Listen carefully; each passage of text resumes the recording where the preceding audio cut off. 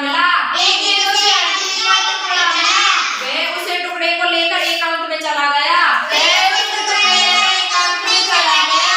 वह नदी पार कर रहा था। वह नदी पार कर रहा था। नदी में उसने अपनी परछाई दिखाई। नदी में उसे अपनी परछाई दिखाई दी।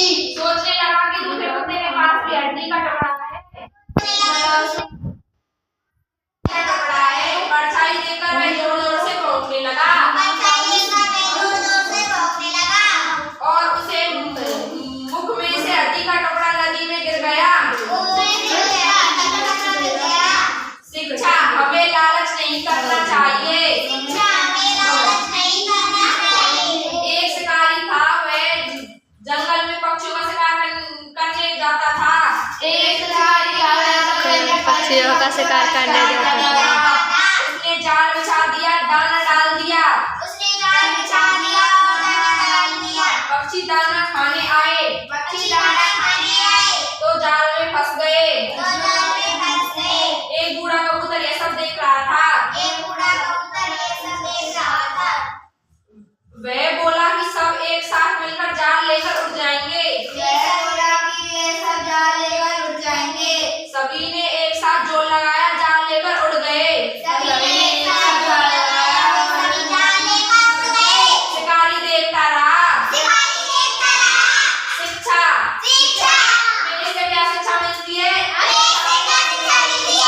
एकता में बहुत बल होता है। खरगोश और कछुआ रहते थे।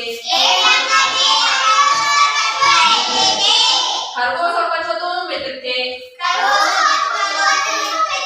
एक दिन दोनों ने शर्त रखी कि कौन सबसे तेज दौड़े। दोनों ने निश्चित स्थान से दौड़ शुरू की। खरगोश धीरे धीरे आगे निकल गया। उसने पीछे मुड़ के देखा तो कछुआ दूर दूर तक नहीं दिखाई दे दिया। खरगोश पेड़ के नीचे आराम करने लगा, किंतु कछुआ चलता रहा। जब खरगोश की नींद खुली तब कछुआ आगे निश्चित समय पर पहुंच गया। निश्चित स्थान पर पहुंच चुका था। इस प्रकार कछुआ जीत गया। हमें इससे ये शिक्षा मिलती है, हमें कभी भी घमंड नहीं करना चाहिए। शुरू।